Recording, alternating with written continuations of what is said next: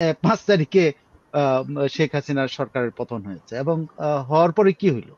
হওয়ার পরে ইউনূস সাহেবের সবকিছু উঠে চলে গেল। ইউনূস সাহেব যেরকম মুক্তি পাইছে বা এই পাইছেন, সেই সুবিধা নিচ্ছেন, ওই নিচ্ছেন। আবার যদি আওয়ামী লীগ তার ক্ষমতা দেখিয়ে রাজনীতিতে ফিরে আসতে পারে, কোথায় চলে যাবে এইসব নিষেধাজ্ঞা, কোথায় চলে যাবে নিবন্ধন স্থগিতের?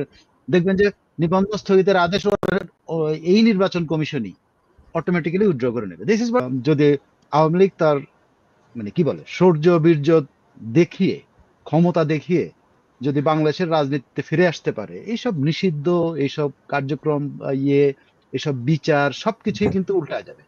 ইউনূস সাহেব বলেছেন যে তার ঐক্যমত্যের কমিশনের মাধ্যমে উনি পুরো জাতিকে ঐক্যবদ্ধ করেন, কিছুই তো হয় নাই। এরাও ডিভিশনের পথে গেল। খেয়াল করে দেখেন, যারা ঐক্যের কথা বললো, যারা বাংলাদেশ পন্থার কথা বললো, তারাও কিন্তু ডিভিশনের পথে গেল। সব মিলে আওয়ামী লীগকে যে পথে ঠেলে দেওয়া হয়েছে, আওয়ামী লীগ ফিরে আসা ছাড়া আওয়ামী লীগের কোনো বিকল্প নাই। এটি আওয়ামী লীগ প্রক্রিয়া মেনটেন করে তার নির্বাচনের যে নিবন্ধন আছে নির্বাচন কমিশনে, সেটা স্থগিত বাতিল করানোর জন্য আবেদন করে। এটা আইনি প্রক্রিয়া তো হতে পারে, যেমন তারা আপিল করতে পারে, তারা হাইকোর্টে যেতে পারে, সুপ্রিম কোর্টে যেতে পারে, বহু জায়গায় তারা যেতে পারবে। এটা কোনো সুনির্দিষ্ট নির্বাচন কমিশন নিবন্ধন স্থগিত আওয়ামী লীগের জন্য কোনো আঘাত না। যে যে আঘাতটা হানার চেষ্টা করা হয়েছে, আওয়ামী লীগকে সন্ত্রাসী সংগঠন হিসেবে চিহ্নিত করে তার কার্যক্রম আহ কার্যক্রম নিষিদ্ধ করে, যে ওই আঘাত যদি আওয়ামী লীগ সহ্য করতে পারে, এটা কোনো আক্রমণই না, এটা কোনো কিছুই না, এটা হলো ধারাবাহিকতা। এটা যখন আপনি যদি আওয়ামী লীগ তার কি বলে শৌর্য বীর্য দেখিয়ে, ক্ষমতা দেখিয়ে যদি বাংলাদেশের রাজনীতিতে ফিরে আসতে পারে, এইসব নিষিদ্ধ, এইসব কার্যক্রম, এসব বিচার সবকিছুই কিন্তু উল্টা যাবে। কোনো কিছুই থাকবে না। আপনি দেখেন, ইউনূস সাহেবের যখন এই একদিন পরে, মানে 6 তারিখে ওনার বিরুদ্ধে ফাইনাল রায় হওয়ার কথা জেলে যাওয়ার জন্য, 5 তারিখে আহ, শেখ হাসিনার সরকারের পতন হয়েছে এবং হওয়ার পরে কি হইলো? হওয়ার পরে ইউনূস সাহেবের সবকিছু উঠে চলে গেল। তো বাংলাদেশে এরকমই। আপনি দেখেন, বিডিআর হত্যাকাণ্ডে এর সাথে জড়িতদের একের পর এক মুক্তি, এই যে কালকেও বোধহয় 40 জনের 40 জন, 40 জন। জামিনে মুক্তি হয়েছে। আমি আরো একটা ঘটনার কথা বলি। এটা নওগাঁ বা কোনো একটা জেলাতে কোনো এক সময় সর্বহারা সন্দেহে 10 জন বা 7 জনের চোখ উপড়ে ফেলানো হয়েছে। চোখ এটা উপড়ে 30 বছর, ফেলছে। জি। 30 বছর ধরে এই মামলা চলছে। সম্ভবত আত্রাই, হ্যাঁ, সম্ভবত আত্রাই। আমি এক্স্যাক্টলি ইয়েটা মনে নাই তো। এটা অত্যন্ত আলোড়ন সৃষ্টিকারী। আমার সাংবাদিকতা জীবনে অনেক অনেক ঘটনা শুনে কি এটা সবচেয়ে আলোড়ন, যে মানুষের চোখ উপড়ে করা হয়। তো সেই মামলা 30 বছর পরে সবাই জামিন পেয়ে গেছে, মানে ওই চোখগুলি উপড়ানো হয়নি। তারা কিন্তু মানববন্ধন করেছে। তা আহ, একটা ছেলে, ধরেন এখন মাঝ বয়সের ছেলে, সে বলছে আমার বাবা আমাকে কোনোদিন দেখেনি, অথচ তাকে কিন্তু ছেড়ে দেওয়া হয়েছে। তো যখন পট পরিবর্তন ঘটে, যখন একটা চেঞ্জ হয়, তখন বহু রকম আম, আহ, বহু বহু কিছু উল্টাপাল্টা হয়ে যাবে। ইউনূস সাহেব যেরকম মুক্তি পাইছে বা এই পাইছেন, সেই সুবিধা নিচ্ছেন, ওই নিচ্ছেন। আবার যদি আওয়ামী লীগ তার ক্ষমতা দেখিয়ে রাজনীতিতে ফিরে আসতে পারে, কোথায় চলে যাবে এইসব নিষেধাজ্ঞা, কোথায় চলে যাবে নিবন্ধন স্থগিতের? দেখবেন যে নিবন্ধন স্থগিতের আদেশ এই নির্বাচন কমিশনই অটোমেটিক্যালি উইথড্র করে নেবে। দিস ইজ হোয়াট এই যে বাংলাদেশ ইজ। তো বাংলাদেশটা এমনই। আমরা মানুষগুলো এমন ভাবে আমাদের সর্বোচ্চ যিনি কাজ করছেন, আবার সর্বনিম্ন, যে সব মানুষের চিন্তাটাই এরকম যে কালকে যখন চেঞ্জ হয়ে যাবে, যেমন ধরেন 17 বছর ধরে বিএনপি ওয়েট করেছিল তারা আহ, জায়গা দখল করবে, মানে আওয়ামী লীগ চলে গেলে তারা এগোবে। তো সেই ওই কাজটাই তো করেছে। যে কাজটা বিএনপির করার কথা, আমরা যেটা প্রেডিকশন করছি যে আওয়ামী লীগ চলে গেলে বিএনপি এসে দখল করবে, করছে না? করছে। আবার বিএনপি চলে গেলে আওয়ামী লীগ আসতে দখল করবে, আবার এনসিপি চলে গেলে আওয়ামী লীগ বা বিএনপি দখল করবে। মানে আমাদের মেন্টাল মেকআপই এটা, যে এক পক্ষ যাবে আরেক পক্ষ আসবে। এই যে মাঝখানে যে সমঝোতার যে পথটা ছিল, এই যে 5 তারিখের পরে তারা যখন বলছিল ন্যাশনাল রিকনসিলিয়েশন, ট্রুথ কমিশন, অমুক তমুক, আসিম নজরুল তো বহু কিছু বলছে, ট্রুথ কমিশন করবে, ন্যাশনাল রিকনসিলিয়েশন কমিটি করবে। ইউনূস সাহেব বলেছেন যে তার ঐক্যমত্যের কমিশনের মাধ্যমে উনি পুরো জাতিকে ঐক্যবদ্ধ করেন, কিছুই তো হয় নাই। এরাও ডিভিশনের পথে গেল। খেয়াল করে দেখেন, যারা ঐক্যের কথা বললো, যারা বাংলাদেশ পন্থার কথা বললো, তারাও কিন্তু ডিভিশনের পথে গেল। তো তাহলে কি হবে নেক্সট টাইম? এরপরে আওয়ামী লীগকে এখন যেভাবে তার পিঠ দেয়ালে লাগিয়ে দেওয়া হয়েছে, আওয়ামী লীগ তো আর কোনো দিকে যাওয়ার পথ নাই, পাল্টা পাল্টা আঘাত করা ছাড়া। খেয়াল করে দেখেন যে আওয়ামী লীগের এখন আঘাত করা ছাড়া কোনো পথ নাই। যেহেতু তার মিছিল করতে পারবে না, মিটিং করতে পারবে না, তাদের দলের কোনো কার্য ঘরোয়া বসে বৈঠক করতে পারে না, কি করবে তাদের অস্তিত্ব জানান দিতে হলে কি করবে? Just simply think of it, what this government has done. একটা জনপ্রিয় দলকে, প্রধানতম জনপ্রিয় দলকে তারা কার্যক্রম নিষিদ্ধ করে দিয়েছে। তো তাহলে তারা কি কাজে তারা জনগণের মন মানুষে থাকতে হবে না তাদেরকে? তারা বাংলাদেশের জন্মের সাথে সম্পর্কিত একটা দল, যে দলের ধরেন 30% বা 35% সমর্থক আছে, সেই দলটা কোথায় যাবে তার জানান দেওয়ার জন্য? ওই 35% লোকগুলি কোথায় যাবে? তারা কোন না কোনো পন্থা অবলম্বন করবে। তো সেটা কি হবে? সেটা কিন্তু ওই ডিভিশনটাকে আরো বড় করবে। এবং ডিভিশন, আমার ধারণা বিএনপি এই জিনিসটা বুঝতে পেরেছিল বলে প্রথম দিক থেকে তারা এটার বিরোধিতা করেছিল, কিন্তু ফাইনালি তারা পারে নাই। তারা কিন্তু ওই গর্তের ভিতরে যেতে হয়েছে এই এই নিষিদ্ধের কি বলে করানোর যে কৃতিত্বের ভাগ নেওয়ার চেষ্টা করেছে। মির্জা ফখরুল ইসলাম যেভাবে ভাষায় কথা বলেছেন, চট্টগ্রামে এক ভাষায় কথা বলেছেন, চট্টগ্রাম ছিল তার পলিটিক্যাল ভাষা।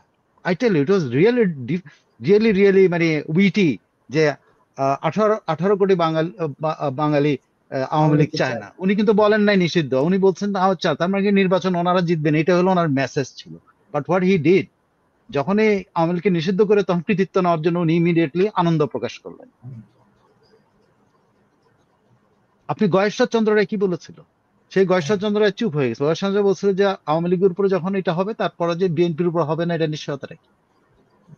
সালাউদ্দিন সাহেব আগে কি বলেছে, এখন কি বলছেন?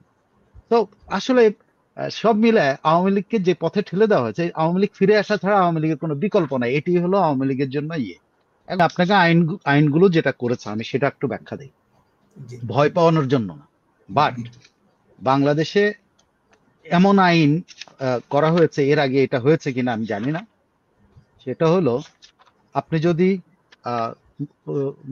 উপদেষ্টা পরিষদের, এখন আমি একটু আইনের ব্যাখ্যায় যাই নাকি? হ্যাঁ, আপনি উপদেষ্টা পরিষদের যে সিদ্ধান্ত, সেটা হলো 3টা সিদ্ধান্ত। একটা সিদ্ধান্ত কি, আওয়ামী লীগকে সন্ত্রাসী সংগঠন হিসাবে তার কার্যক্রম নিষিদ্ধ করা হলো। এখন দেখা গেল যে সন্ত্রাসী সংগঠন তো হলো সন্ত্রাস দমন আইনে, তো সেখানে তো কার্যক্রম নিষিদ্ধের ব্যাপার নাই, তখন ওইটারও একটা সংশোধন করতে হলো, যে সংশোধন আইনের একটা সংশোধন করতে হলো, করে কার্যক্রম ইনক্লুড করা হলো, করে তারপরে তারা এরপরে গেল কি, এরপরে হলো তারা সরাসরি স্বরাষ্ট্র মন্ত্রণালয়ের মাধ্যমে আওয়ামী লীগের কার্যক্রম নিষিদ্ধ করলো। দেখেন, অ্যাকর্ডিং টু আমাদের মূল আইন যেটা, হ্যাঁ, মূল আইনের কি আছে? মূল আইনে ছিল হলো,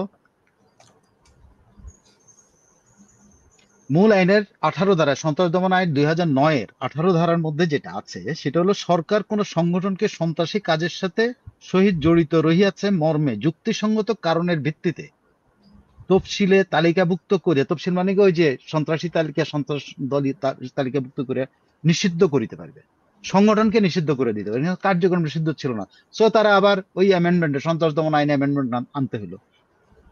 এখন কারণ কি? কারণটা হলো এই যে এখানে এক কার্যক্রম না, এবং সন্ত্রাসী কার্যের সাথে জড়িত সংগঠন। এখন জড়িত সংগঠন আপনি করতে পারেন, কিন্তু সংগঠনটা কিভাবে আইডেন্টিফাইড হবে সেটা আমাদের সেই 17 ধারার মধ্যে, কিন্তু মূল ধারার মধ্যে আছে, সন্ত্রাসী কার্য সংগঠিত করে বা উক্ত কার্যে অংশগ্রহণ করে।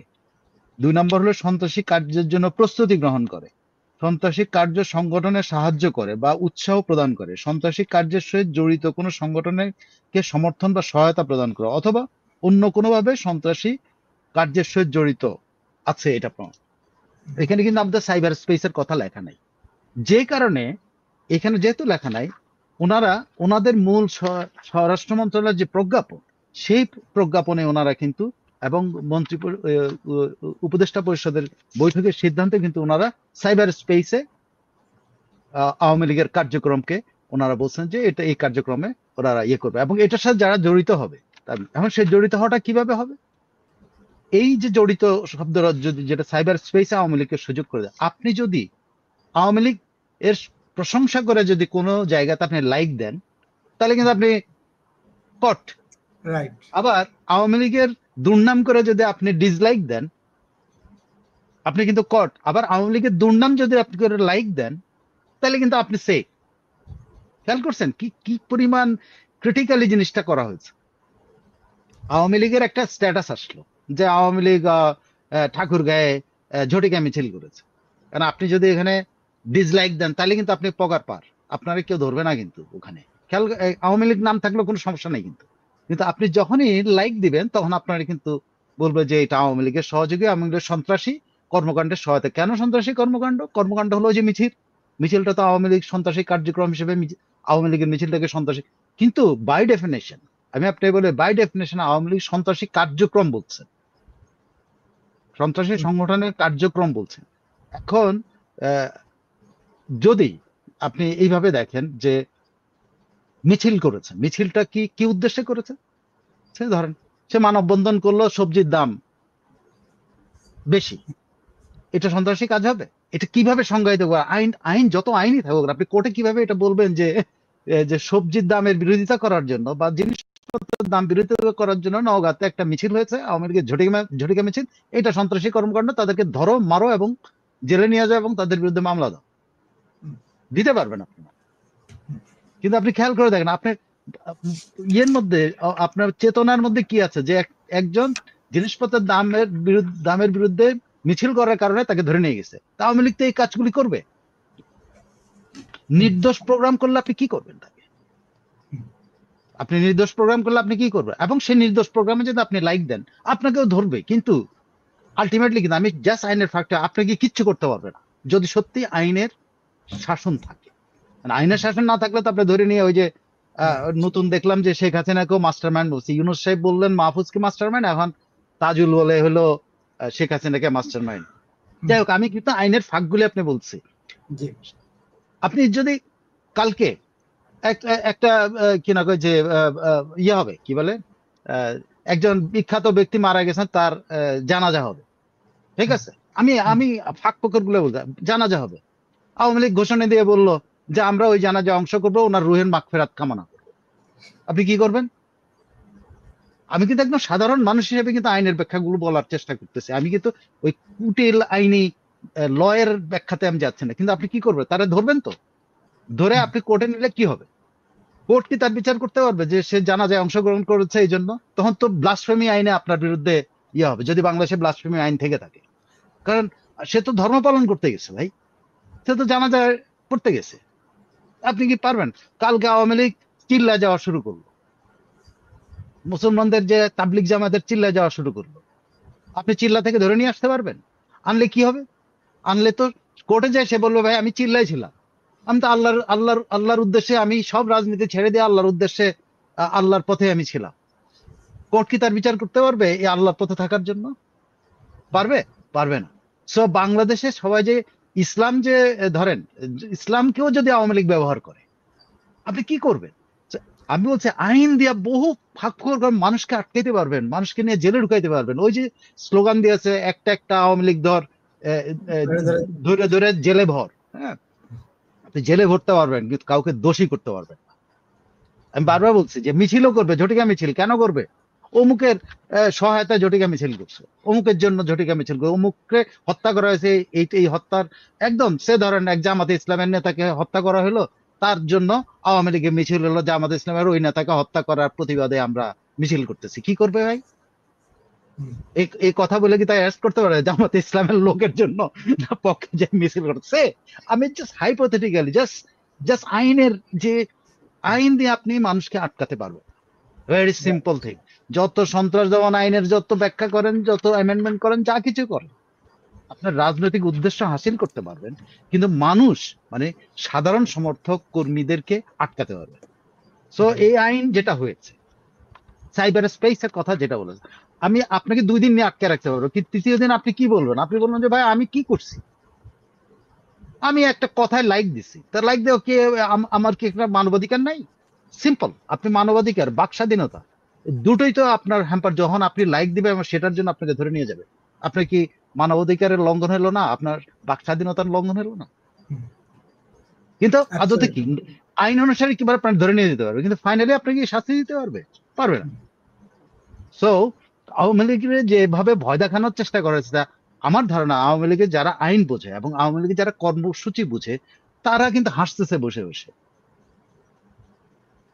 আপনি যদি তার সংগঠনটা নিষিদ্ধ করে দিতে পারতেন, তাহলে কিন্তু এক ধরনের ইয়ে হুম, হতো, আওয়ামী লীগের জন্য এটা একটা বড় ধাক্কা হতো। কিন্তু আপনি তার সংগঠন তো বাতিল করতে পারতেছেন না। সে আইনের সকল ধারা মেনে সে সংগঠন করে, আইনি ভাবে সে নিবন্ধিত।